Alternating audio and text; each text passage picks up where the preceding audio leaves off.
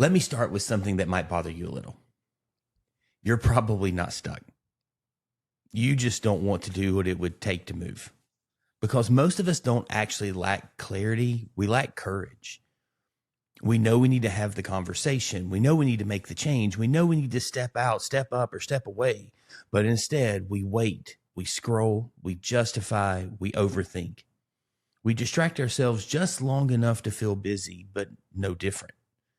And over time, we start calling that feeling stuck. But stuck and avoiding are not the same thing. One is external, one is internal. And if we're honest, a lot of what we call confusion is actually hesitation. So today we're talking about avoidance. Why do we do it? Where it shows up, what it's costing us, and how to actually move forward.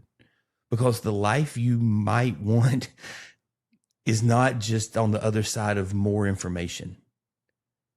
It might just be on the other side of one hard decision. So let's talk about it. Welcome to the Pulpit Porch. I'm Tony Marr, and with me as always is my friend Robert Kell. Hey everybody, we are so glad you're here. The Pulpit Porch is where we kick back, put up our feet, and have real conversations about life, faith, growth, and maybe even a little sports and pop culture. If you're looking for a perfectly polished sermon, you're probably in the wrong place. Yeah, around here, it's more about those honest, heart-to-heart conversations, like the one you'd have on a front porch with good friends. Sometimes we stay on track, sometimes we take the scenic route. And honestly, that's half the fun, isn't it?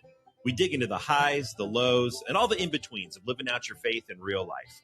Along the way, we may pull up a few extra chairs and invite some friends onto the porch to share stories and ideas that just may change the way that you see things. So whether you're chasing your purpose, building your faith, or just trying to live a little more fully, pull up a chair, grab some sweet tea, and join us. This is the Pulpit and Porch. We got a seat waiting for you.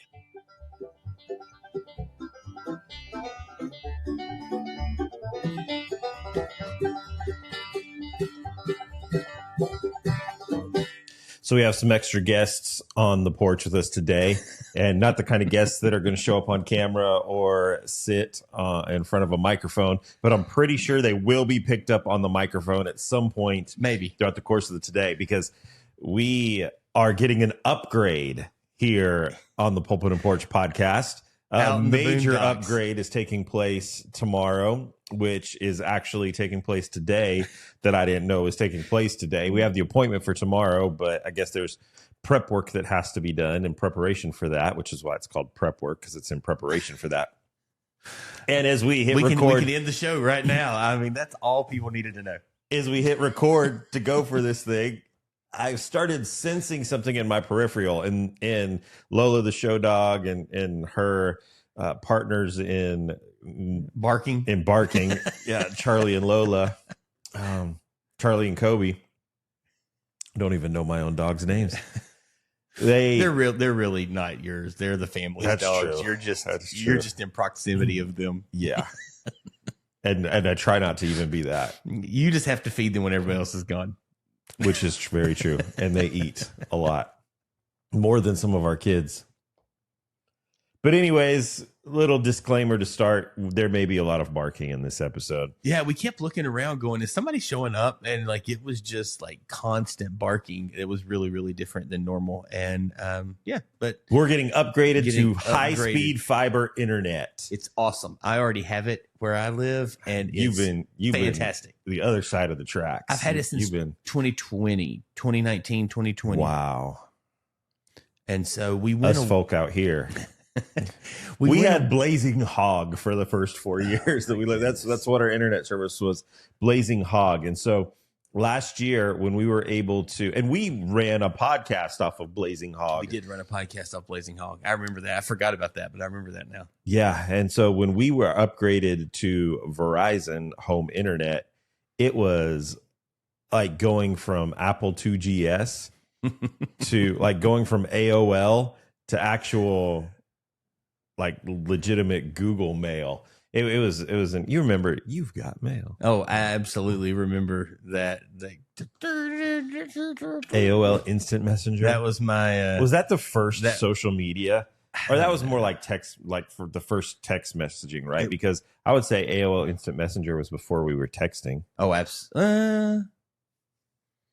People had cell phones. I think if it wasn't, it would have been I wasn't texting because I never did the texting where like you had to hit it 3 times to get to an R and then 4 times to get to a T. Yeah, my thumbs are too fat, and I think it's TUV. I didn't have it's just enough. once to get to a T, I think. Why do you have to correct me on that? I might be wrong. I need to look it up now, though. I don't have my phone, but I need to look it up. So I'm intrigued. I thought it was. I just need to know. Now I need to know. I've got to know this. So the difference to our listeners will be negligible. I'm sure that they will not tell a difference at all that we have upgraded from satellite internet service to high-speed fiber internet service. Yeah, HTUV. And you're still on this 7. You're talking about internet that nobody cares about. So I figured I care about. Everybody cares about internet. And in fact, we're going to talk about that when we do Fork in the Road a little bit later in this episode, that everybody cares about internet. In fact, our lives would be greatly disrupted and inconvenienced if everyone had to live off of Blazing Hog. What if we didn't have it at all? Now you're just talking crazy. So one of the things that's interesting is I sent Mel a reel the other day, and I just said we've got to make some decisions, because several years ago with all of our streaming services, we pretty much paid the extra $1 or $2 to get no ads. And a lot of the reason was they were showing commercials that, like in the middle of watching a sporting event or something, that was just like, we can get rid of this. And they're showing these TV shows and stuff like that we don't want our 7, 4, and 3-year-olds to see. And I was watching this reel yesterday, and Netflix is getting ready to go up again on their prices. They're going up $2. Again, didn't they just go up? They just went up within the last year, and they're getting ready to go up again another $1 or $2 per thing.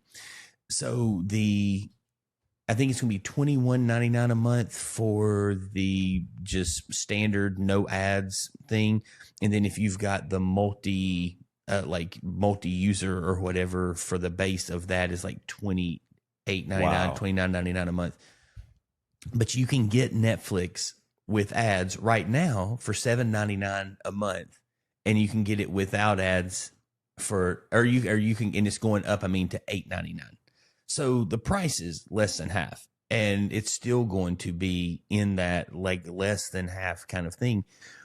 And something So you guys are no ads right now. We are no ads right now. Wow, you live a different life. We're just no ads, fiber internet. We're practically. You supersize your fries and drink too, don't you? Most days. But the other half. So.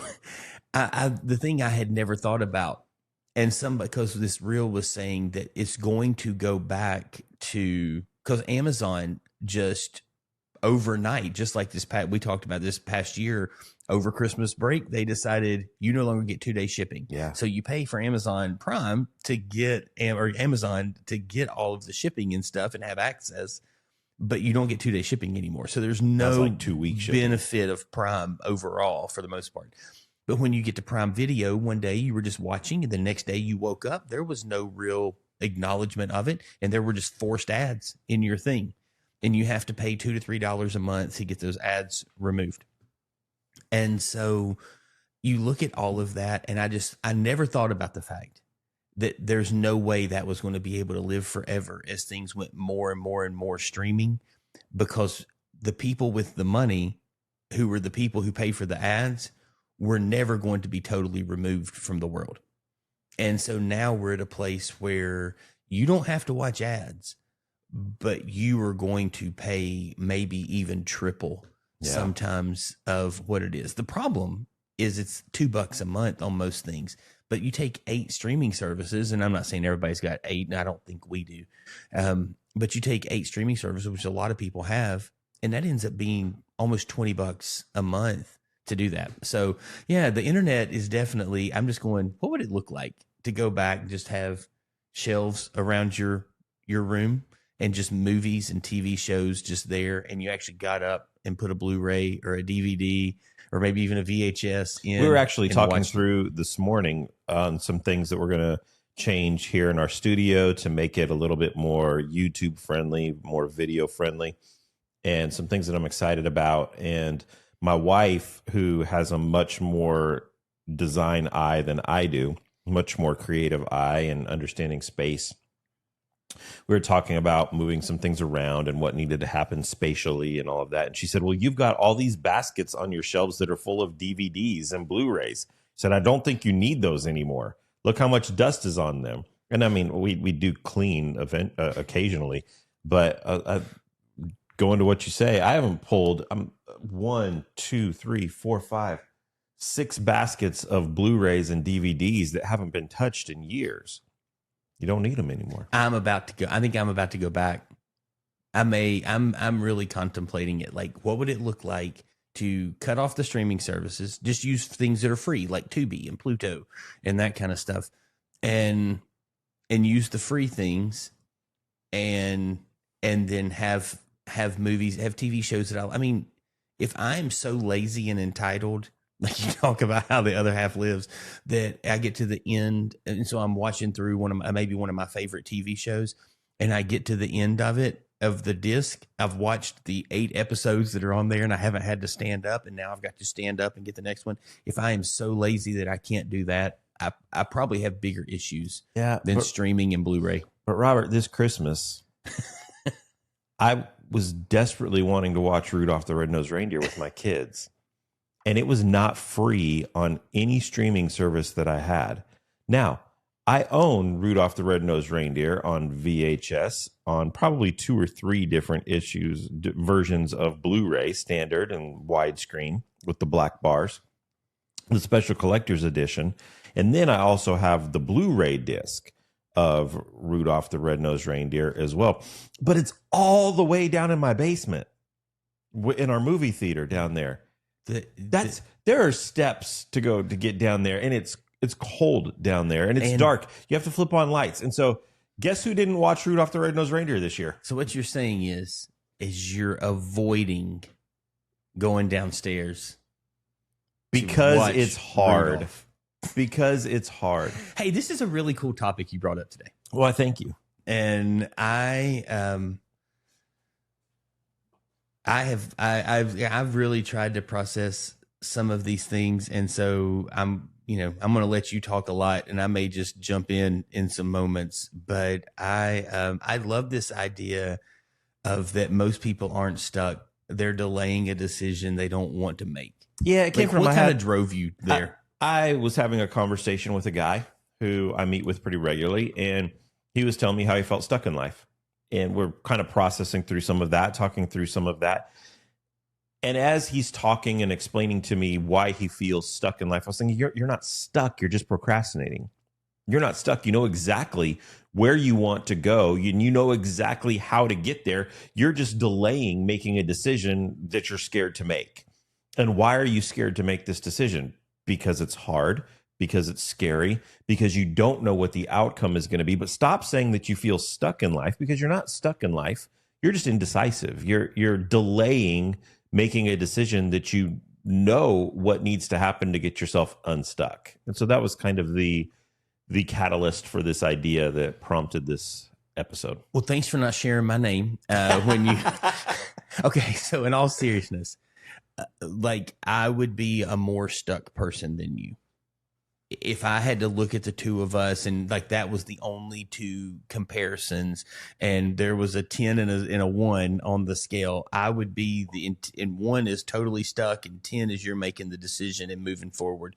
You are more of a make the decision, move forward guy, and I probably have a tendency to be stuck. Now, once I get moving, I'm incredibly productive. I get a lot of things done, but I tend to be a little stuck, and I can make all the, like, I'll say excuses. I don't know if that's always the right word. Sometimes there's legitimate tensions and struggles that come up that cause things to move slow. But like, would you agree that, like, I know there's some area in your life, and I don't know what it is, but, and we're all expecting you to share that right now, but like, I'm sure there's some area in your life you go, hey, Robert, look, I get stuck as well. Like, I struggle, taking that leap, trusting the parachute, jumping, doing the thing. But would you agree that for the most part, you're kind of a guy that just kind of, you're willing to, I heard a guy one time swallow the frog. If you walk in and you got to swallow a frog and it's sitting on the corner of your desk, why in the world would you let it croak at you all day and not just move forward and get it done? Yeah. So we talk a lot about strengths. Yeah. Strengths Finder, the Clifton Strengths Finder from the Gallup organization. Top 5 themes that you have. My number 1 is futuristic. My number 2 is activator. That I am not good at sitting around and waiting. I need to take action. Having an idea that we're not doing anything with is torture to me. I want to move. I want to get going. And a lot of times to a detriment. I've got right now, I'm trying to figure out how I buy another property in North Myrtle Beach. One came available in the condo building that we already own one. And I'm trying to figure out how do we do this, even though it's probably not the right decision. But I'm just like, we've got to take action. We've got to go. We've got this opportunity. Let's go for it. Let's do it. And I have to surround myself with people like my wife and like yourself that will say, whoa, pump the brakes a little bit here. Let's think through this. But I think the problem is that you have people, I don't think I know, that you have people that think too much and they live in that perpetual state of thinking. Let's plan, let's think, let's research, let's do this. And they never take action. No, I agree 100%. And I think that's the hard line of when you're trying to balance things. Like there's just things that are a big commitment. And so it's, there's an episode of Big Bang Theory where Sheldon is like in this moment where he and Amy are just really kind of connected and they're talking and they're hanging out. And he's like, do you think I should watch the new Flash show? He's like, I want to ask a really serious question. And so they start fighting, and then Leonard and Penny come in and they're like, what's going on? And it's like, oh, we were just hanging out. It was really just sweet and intimate. And he asked if I should watch the Flash show. And Leonard's like, no, I get it. That's a big commitment. Do I want to, you got the whole season? And he's like, not just the whole season. What if it goes 8 or 10 years? Am I willing to commit my life to that much? And so sometimes you think about things and you go, okay, I want to do this, but if I do that, it's going to take 3 hours a day, 4 days a week for the next 18 months. Well, and I honestly think the bigger issue, Robert, and we'll dive into this a lot more later, is that if we really take action, we might fail. Oh, if we take action, it might not go the way that I've planned. And it's not just in doing things within business or with finances, it's relationally. That there's this conversation that I need to have, and I just put it off, and I avoid it because the conversation might not go the way that I want it to. Can I add one thing to that before we kind of take the next step with just thinking through this? I think there's another side, and if I can be really transparent, this is actually I don't care to fail.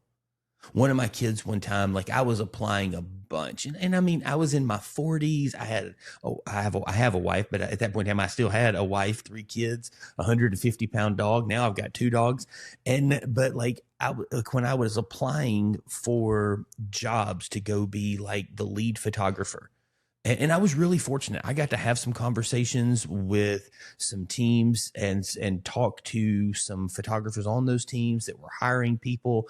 And I had some potential opportunities. One of them was like, I'll hire you today, but like, you'll be homeless in 6 weeks. I'm like, what's the other option? I mean, and like, even some of those things were like, hey, we're going to be doing this, this, and this in 6 months. It would be this type of position. And like Mel even, I never did this because I couldn't handle being away from my family. She was like, what would it look like for you to go for 6 months and then us come to you? And I'm like, yeah, that's not going to work. I mean, like, what am I going to do? Live with 4 20-year-old interns and figure this out until they hire a full-time person? But my fear, so I don't care to be told no. I got told no so many times. It does not bother me at all. You can tell me no and I'm going, cool. Something else is coming. What if it works? Now what happens inside of this thing that I have to continue it, like care for it? I mean, it's like a child. It's like a dog that you get. It's like, well, it's here now. It's living. It's breathing.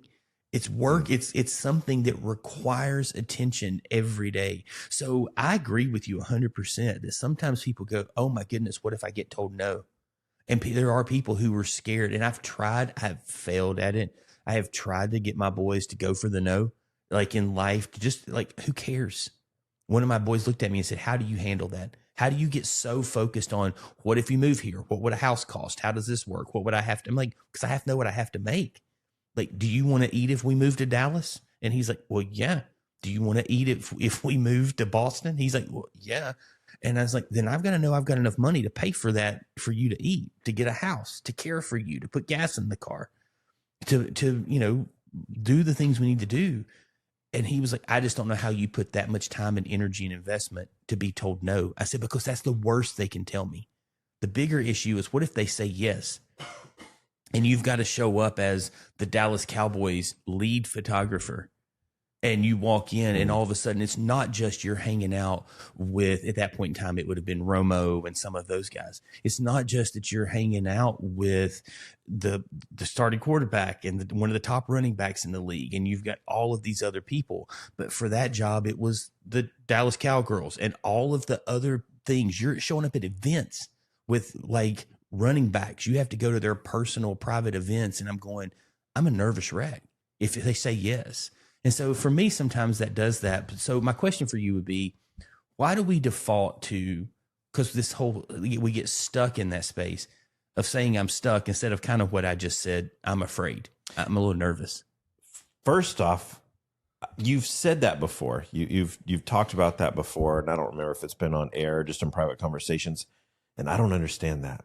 I just would love to unpack that a little bit more with you, because I don't understand that. Mm-hmm. I understand a fear of failure. I don't understand a fear of success. Yeah. And it's a lot of weight to carry when something goes well. And I think that once it get like I think there's 3 phases in the life of something. There's probably way more, but I think for this conversation, there's 3. There's the inception phase that like you and I are talking about here. Like, oh man, what if I fail? Like, oh, that's just so much work. Am I stuck? Christopher Nolan, one of the greatest movies. Yeah. I'm stuck. I'm here. And then there's the thing when it starts to kind of get going.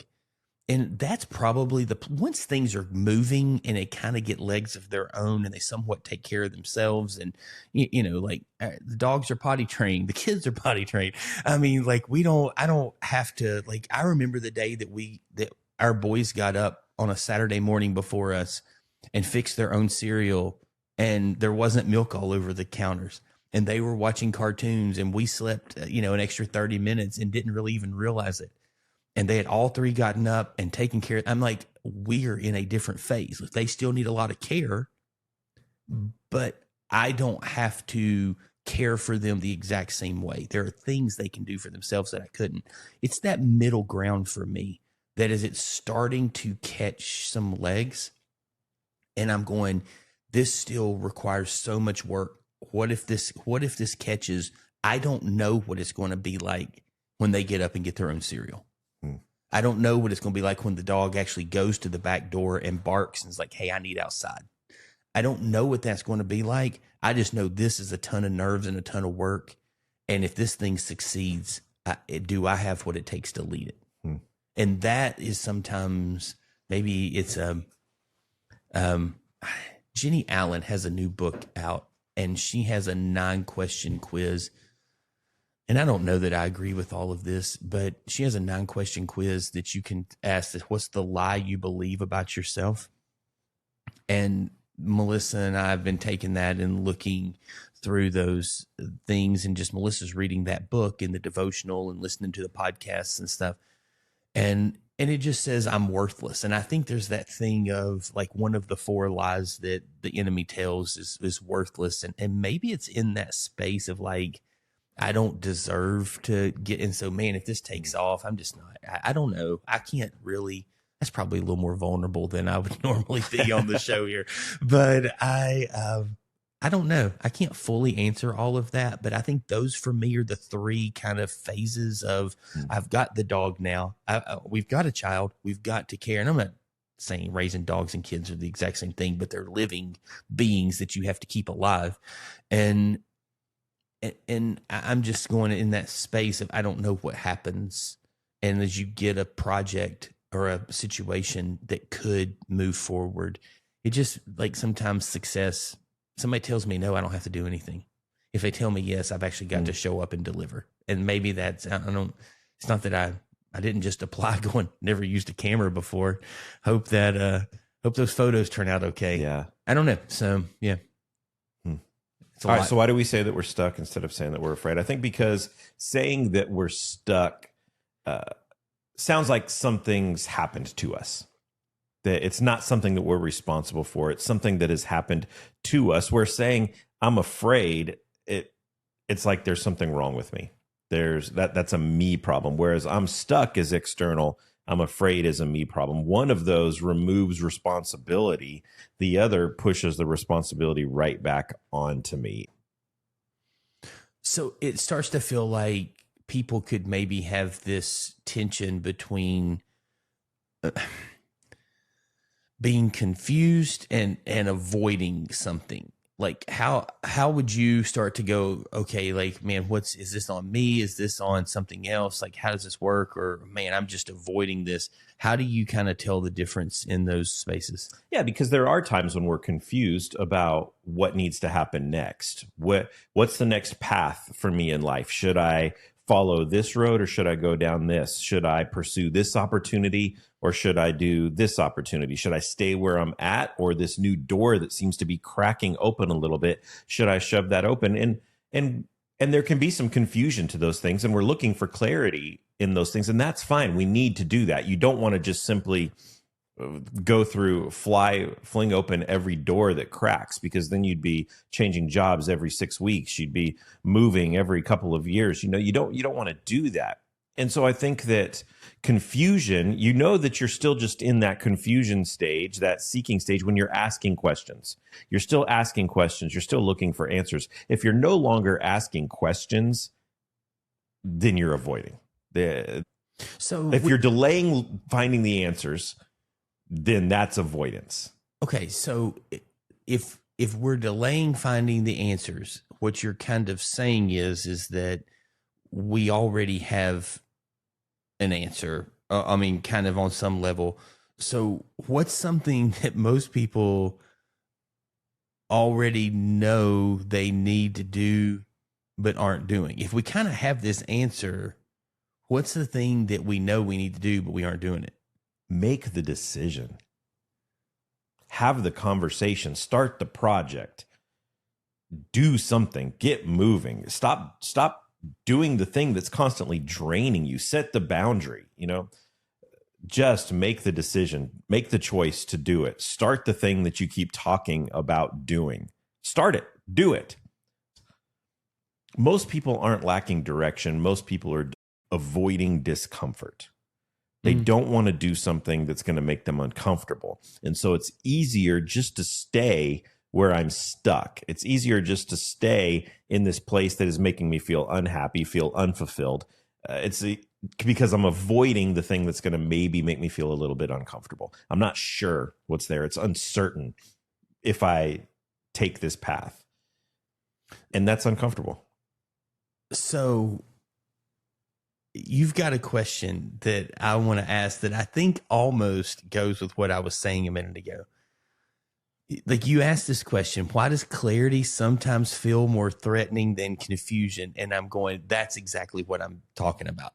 Like, the next step, that clarity, if it's a yes for me, like the no doesn't bother me, but the clarity being a yes brings like something, like you said, it's more threatening than the confusion of should I, would I, could I, because the clarity removes the excuse. There's no more excuse. When you get the answer, this is what you're supposed to do. This is where you're supposed to go. Once you know what you need to do, once you know what you're supposed to do, now you've got a decision to make. Am I going to do it or am I not? And decisions carry weight. Anytime you have to make a decision, there's a weight to that. Confusion lets you sit in that without feeling guilty about it. Whereas clarity is now, okay, now I've got to choose. Am I going to do this or not? I know that I'm supposed to. I know this is the path that I'm supposed to go. And that brings on, if you continue to not make that decision, that affects our self-esteem, that affects our self-worth, because we know this is what I'm supposed to be doing, and yet I'm not doing it. And so when we can stay in that confusion state, we still have some excuses, but clarity removes the excuses. So what does it look like? Because you've coached a lot of people, a lot of pastors in particular. I mean, your dad was a extremely high level counselor. I'm sure you all talked about what it looks like to be a good leader and to coach and some things like that. And so in what does it look like for someone when they look back, and this is maybe something I'm sure you can pull from your own life as well, and realize that they weren't stuck, that they were hesitant? What does it look like in their life, and kind of how do they navigate that when they realize that statement is true? I think there's a lot of guilt in it, that there's a decision that I could have made, that I knew I should have made weeks, maybe months ago, maybe even years ago, that would have brought immense happiness to my life. And even if not, that would have removed a lot of the frustration that I feel day to day in life. And I've just been making excuses for why I'm not doing the thing, why I'm not making the move, why I haven't had the conversation. And so people have lived with that burden for so long. And then when they have the realization that I'm not stuck, I've just been inactive. I'm not stuck. I just have avoided the potential hurt, the potential conflict that could arise from this. And so I've lived a life that I haven't enjoyed for so long because I was afraid of this. And almost every time when you make the move, when you do the thing, it's not nearly as hard as you thought it was going to be. The result isn't nearly as painful as you thought it was going to be. And you're almost always looking back and saying, man, I wish that I had done this sooner. No, that's really, really good. Because Robert, we don't avoid what we don't know. We avoid what we do know. And so if it's something that we don't fully understand, something that we don't know, we don't delay those things. We ask questions. It's when we do know what we need to be doing, what we want, what needs to happen, what conversation needs to take place, that those are the things that we avoid. And calling yourself stuck removes accountability from those things. So I think that's why we tend to do that, because it's easier. You'd mentioned a verse, and I just wanted to read it. A verse in the book of James. I love the book of James so much, and it just says in James 1:22, "Do not merely listen to the word and so deceive yourselves. Do what it says." And I love how James. A lot of people this is the half brother of Jesus, and there's a couple of random people that say he's not. So I don't know. I think he's half brother of Jesus, but it says anyone who listens to the word, he uses this great analogy. It doesn't do what it says. It's like someone who looks at his face in a mirror, and after looking at himself goes away and immediately forgets what he looks like. And then finishes up in verse 25 there. But whoever looks intently into the perfect law lives freedom and continues in it, not forgetting what they've heard, but doing it, and they will be blessed in what they do. And I just think don't merely listen to the word and deceive yourself. Do what it says. It's a pretty great verse. It's so good. And I just think James and one of the things, and maybe, I love the idea of this being Jesus's brother and living life with him and the whole journey of just growing up alongside him, and then getting this chance that God, through the Holy Spirit, working in the life of James and penning these words and just going, hey, this is things I saw Jesus do. I saw him get up every day and do the next right thing. He didn't just get up and listen to the words that mom and dad were talking about. He didn't just pray He didn't just attend Shabbat. He didn't just go to Sabbath. He didn't just or live Sabbath out. He listened and he didn't deceive himself. He got up and did what it said. I think that, and this is way off topic, but I think that one of the greatest proofs that we have of Jesus being who he said he was is James. Because you have a guy here who quite literally knew Jesus his entire life. He grew up with having Big Brother pick on him, wrestle him down to get the last Slim Jim. He saw Big Brother in all of his rawness. And you even have, I love the scene that you see where Jesus is starting to gain some traction in popularity and following, and he's starting to create some enemies within the Jewish leadership. And scripture says his mother and brothers came to bring him home. James is there. They come and like, hey, enough is enough. Okay. You're not only embarrassing yourself now, but you're embarrassing the whole family. Enough is enough. Come home. Let's come home. Let's get you some help. We've got a counselor set up. Everything's going to be fine. We're going to put you in rehab. We're going to figure out what's going on here. Come on home. Even through the rest of Jesus's life, James was pretty against him. And yet, when it comes time for the church to make some pretty crucial decisions on what direction they're going to go in the book of Acts, who's the one who stands up in front of the council and says, let me tell you not about my little brother, or not about my big brother, sorry, but let me tell you about my I was like, that changes the whole story there. Changes everything. Little brother. He doesn't stand up and say, let me tell you about my big brother. Yeah. Let me tell you about my Lord, my Savior. I think one of the greatest proofs that we have of Jesus as the Son of God, as the resurrected Messiah, Savior, Lord, is the fact that his baby brother did a complete 180 turn on, you're not just my brother, you're my Savior. And that so much so that he would risk his life for it. Yeah. And I think that's kind of the hard thing. I mean, in whether someone is in a crisis of job and work, they're in a crisis of family, or they're in a crisis of faith, or a crossroad, or a fork in the road, however those things should be said in that moment. I think that's the thing for me, is that I find hope looking into the scriptures, and there's so much opportunity to be afraid. And Mel and I are kind of just talking through fear and being afraid a lot right now. And the thing that is, there's two parts of that. There's the part of fear. And I mean, James had to be like, I've kind of maybe been like, hey, this is what it is. But now I'm switching. And there had to be a little bit of apprehension. I don't know, maybe not. Maybe he lived it so much and he just went, I'm all in. This is it. Whatever. What's the worst you do? Kill me? I mean, maybe it is. But there's the part That's pretty bad. Yeah.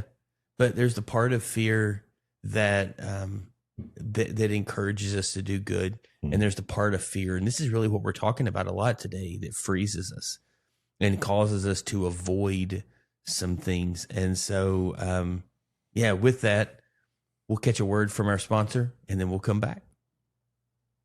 Empowering leaders, enriching lives. That's the heart of Hire Ministry. They're dedicated to equipping Christian leaders with the tools and resources they need to thrive in their calling. Whether you're looking for leadership development, strategic planning, or community outreach strategies, Hire Ministries is here to help. Visit hireministries.com to learn more and thank them for sponsoring our podcast. We're All back. Right. Avoidance. We avoiding moving on to this next segment? So why do people stay in jobs that they know they've outgrown? Why do people, and I'm not talking about marriage, but when you're dating someone, why do you stay in a relationship longer? Like, why do we stay in maybe hurts, habits, hang-ups, struggles? I think those are maybe some very different answers on some levels, but we're avoiding kind of like the intro. Like, we know we need to have the conversation. We know we need to step out of that relationship. I said marriage because I think we need to, we all would, agree we need to, that's a different commitment that we need to try and work through as best we can. But if we're dating someone and we're like, hey, this isn't going well, why are we so like apprehensive why would we go down a path and get married? It's like, this isn't working out while we're dating. Why would we not just go, hey, we probably should have just get out of this thing, and stuff. But with a job, a relationship, a friendship, that, type thing, why do people stay in those things when they know they've outgrown, or maybe it's not the right place? That's what we talked about before. It's safer. It's safer than the unknown. The unknown carries risk, and risk is scary. And it's easier to live with something that's a little uncomfortable, live with some pain when it feels safe, than it is to step out into an unknown situation that we don't know the result. Understanding a situation feels more manageable than a situation that you can't control. And so I can understand this situation, even though it brings some discomfort. I can live with that because I understand. I know what to expect. The unknown is oftentimes scary, and there's the opportunity for pain or discomfort in that. No. So in that, like I mentioned the swallow the frog thing earlier, what makes hard conversations feel so intimidating? Oh, this is one of those moments where I wish so badly that we had Bruce here, because Bruce was so wonderful at this. He was so great at critical conversations, crucial conversations, and understanding them. And I took a whole class, 30 years ago with Bruce on this whole topic. And the big thing is that we can, anytime that you have an important conversation to have, regardless of who it's with, if it's with someone that there's a conflict with at work, if it's with someone, a kid, one of your kids that you need to sit down and have a discussion with, if it's with your spouse, if it's with a friend, anyone at all that we need to have a conversation with that we know is going to be a crucial conversation. It's going to be a difficult conversation. We can prepare for it. We can think through, we can pray through, we can practice, rehearse it hundreds and hundreds of times of what we're going to say. But you can't control how that other person is going to respond. You don't know how they're going to respond. So you can prepare, you can pray, you can plan, you can do all of that, but you cannot prepare for how they're going to respond to it. And that's what people don't like. I don't know what you're going to say. Yeah. And how do we get to a place that, and you may say, Robert, that's not the place we need to get to, that if we do the right thing, so we go have the hard conversation and we know that's the right step, we do it, I say this verse all the time. I feel like I quote it weekly at church. I've quoted at least weekly to someone in 1 Peter 3, always be prepared to get an answer, do so with gentleness and respect. I know that's talking about defending your faith and things, but I think there's a lot of good, just life advice in that. And I think throughout scripture, you see Jesus and Paul and other people say, speak truth in love. I mean, say hard things, do it the right way. And so what's the place in this that we just go, I did my part.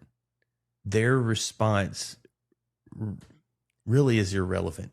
Like what they say. That sounds really good. It does sound good, doesn't it? Yeah. It sounds so great. And if somebody on here figures out how to, please write that book. If you figure out how to do it, because I said this a few weeks ago, I love preaching when it doesn't affect me. Yeah. Like we were doing the series on single, dating, engaged, and married. And I'm like, I'm not single. I know we should still date our spouses and stuff. And Mel and I, in the seasons that we're in, we find ways to do that. And then, and I'm not engaged anymore. And I was like, I love preaching to you on being single because I don't have to live that way. And it's so easy because I can just say it and I'm going, get over it. But I have to have hard conversations. And when I apologize, it doesn't really forgive me, don't forgive me. I'm being genuine. You can do what you need to do. How do we shift? Because I know that's not necessarily a process of a path that we have for our notes. Relationships matter. Oh my goodness. And so often it's easier, it's more comfortable to delay the conversation because I want to live in this relationship in the way that it is right now, rather than risk the ramifications that might come from the response that I get from the conversation. And so I really like my job.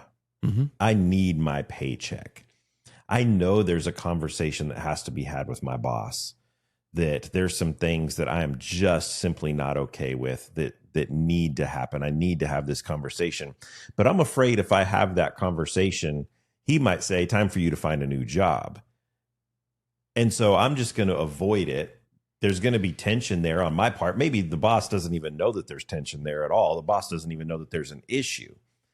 But I'm going to continue to live in this uncomfortable place because I'm afraid of the ramifications of having that conversation. And so I can live on the verse that speak the truth in love, and I can go and speak the truth in love, but they still have a responsibility. They still have a part in this. They play a role in this, that their response to me can take this relationship and this path and maybe the entire trajectory of my life in one of two directions. There's a chance that I say to my kids, hey, I have a real problem with this. I need to talk to you about something. And they say, oh, wow, thank you so much for that clarity. Thank you so much for giving me that guidance and that wisdom. And I love that. And then I wish that I had had this conversation 3 weeks ago. But there's also the chance that their response to me is not in a character building way. And their response to me is, you know what, I'm going to give you the old California hello, and I'm going to go find someplace else to live. Mm. And now I've just fractured a relationship with my kid and caused damage that might take months or years to repair. And so there are relational ramifications that come from these conversations. And so the idea, like I said, that preaches really well. That sounds really good to say, I'm just going to follow the scripture that says, you know, as far as it's concerned by you, live at peace with everyone. That's great. In every conversation, in love and deed, you know, do it in a way that honors Christ. I'm going to do all that. But there's two parts to this. Yeah. There's my side that I can control, and then there's their response that I cannot control. And that's what's so scary. And that's what causes us to live in a place of being stuck, or should I say avoidance. Have you ever had someone in your life that there's tension? I'm sure you haven't. By the way, a minute ago when you said, I love my job, and you started that whole path, I thought, and then you started other things, I'm going, don't you work for yourself? Like, what kind of hard conversation are you having? I need to have some really hard conversations with myself. This isn't working. I mean, I know Amanda's in a couple of those things. Maybe that's the conversation. You said, no, he, and I'm going, wow, he's got God. He's divided himself up. He's the Father, the Son, the Spirit, like over there. He's got three personalities in one there. Oh, there's so many more than three in this head. So question in this is, like, have you ever like had a situation with someone and then it was just like, and you got this tension, and maybe you've worked through it, you've tried to work through it, you've had conversations, and then you start to jump on the old social medias and you're scrolling through and you see their stupid face pop up across the screen and you go, I'm actually not okay because I just called it a stupid face. I didn't go, there's my sweet friend. And like, hey, I did what was right. I did the right thing, but I maybe didn't do it with the right spirit. Or I mean, I'm trying to get there. I did what was right because it needed to be done, but my heart hasn't fully caught up with my actions yet. My mind hasn't caught up with my actions yet. My spirit is still at some unrest. And so, I don't know if you've been there. I'm sure so how does this scrolling or constant entertainment, because we're scrolling through and we see people, or we're using entertainment to, I would assume the word is numb the struggle, the pain, the thing. How do those things like feed this avoidance that we're living in? Oh, it's easier to just put on noise to try to avoid the things, distract from the conversation. I've had some difficult conversations that I needed to have with my kids in the last couple of weeks. And there have been times when they're sitting on the couch with me, but I'm like, we're gonna turn on the ball game because I don't know that I'm ready to have this conversation yet. And I've found myself sitting there thinking, you're just avoiding this and you're trying to distract it because if the TV wasn't on, conversation would take place. And so you're the adult here, you're the parent here, and yet you're trying to avoid conversations that need to take place by filling the room, filling the space with noise. And I think that it's a distraction for our brains. It gives us something to focus on other than the real issue that we know that needs to be dealt with, whether it's a conversation, whether it's work that needs to be done. Mm-hmm. We're avoiding the work that needs to be done because we don't know what needs to happen. We don't know what the right outcome is. We don't know how we're going to get there. And so we avoid it. And in order to stop our brains from spinning out of control, I'm saying, because we instinctually know we've got to get this done. This has to happen. This conversation has to happen. This project needs to get completed. This thing needs to be checked off of the to-do list. If we don't stimulate our brain with something else, then that dumb nagging voice telling us you need to get off of the couch and do something is going to keep speaking to us over and over and over again. And so what we do is we try to block out that noise, try to block out that voice of reason by drowning it out with nonsense. I'm assuming if you're anything like me, that those moments where you turn on the ball game or you try and go play golf or you do something else, you go get ice cream or whatever, it is sometimes masqueraded as preparing. I'm trying to get my mind wrapped around this fully. I need to better understand. If I can get prepared, I can have the hard conversation and get the outcome and result that I want, to where sometimes we forget that us taking the step to be faithful to what God calls us to, and he works out the results, is really the bigger thing. When does this preparing, when does sitting on the couch and turning on the ball game to prepare, not avoid, actually become procrastinating the big issue that we need to deal with? If you already know the answer, if you already know what you need to be doing to get from here to here, then you're no longer preparing, you're procrastinating. That's not preparing, that's procrastinating. So in what's a subtle way avoidance shows up that most people might miss? I would say overcommitting. Saying yes to everything so that you can stay busy enough to say, I'm gonna not have time to do the one thing that I really need to do. If I can just stay busy enough with everything else, then I can avoid the thing that I really need to face. I'm super excited. I love this conversation. I love where we're going. And I'm really excited because you tell a ton of stories, and we've got a segment that's pretty new. We've done it once or twice before this, couple of times maybe, called Story Shift. And so, yeah, you get to this is kind of like Paul Great, where Larry comes out and sings a silly song. And this is going to be your moment, not so silly, a little more serious, to kind of walk us through some things that I think can help us connect to this. So I'm excited to hear it.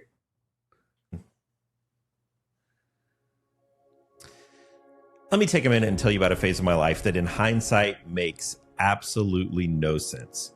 A few years ago, I got really into survival backpacking. And I don't mean casually interested in it. I mean, I was completely 100% all in. I watched every episode of Survivor Man. Then when I was done with Survivor Man, I moved on to Man vs. Wild with Bear Grylls. I was reading survival books, how to live on the Appalachian Trail as I was going to sleep. I was watching every YouTube video, learning how to start fires with a couple of rocks and sticks, purify water, build shelters. In my mind, I was about 3 weekends away from surviving in the wilderness indefinitely. If there was a global apocalypse, I was going to be golden. And then I started buying gear: a backpack, a tent, a sleeping bag, water filtration systems, cooking systems, boots. I mean, I had everything. I don't even want to say out loud the amount of money that I spent, but it was a lot. At one point, if something went down, I was convinced that I was going to be your guy. And I remember thinking, I'm going to start backpacking. This is my thing. I'm going to get out there. And then I didn't. Not once. Not one single trip. Not one night in the woods. The closest that I ever got was setting up my tent in the living room and having a sleepover with my kids, which was awesome, but not exactly what Les Stroud had in mind. And here's the moment that it hit me. I was out in the garage one day, looking at all of this gear, thousands of dollars, hours and hours of learning, all of this preparation. And I had this thought. I'm incredibly prepared for something that I have never actually done. And if I'm being honest, it wasn't because I didn't have time. It wasn't because I didn't have the resources. It was because at some point, preparation felt safer than actually doing it, because research is comfortable. Buying gear is exciting. Learning feels like progress. But actually going out there into the wilderness, that requires discomfort, uncertainty, effort. And I never crossed that line. Preparation can feel like progress until it replaces it. At some point, preparation becomes avoidance. And you can spend years getting ready for a life that you never actually live. Hey, so I don't know where you're at. I don't know what you're facing. I don't know what the situation you've got, the friendship that may be struggling, the job that is just really wearing you out right now. But think about those things. What have you been preparing for that you know you need to take a step to get maybe into the wild, to kind of walk that path, to start something new, to create some space that gives you freedom, hope, a future? I just think that these are questions that we need to ask. And so we're going to let you take this week. Think about those things. Like, man, where are you stuck? What are you avoiding? What's some things that maybe you're actually not stuck? You're just not willing to do the next hard thing. So take the week. Think about that. And we'll see you next week on the Pulpit and Porch.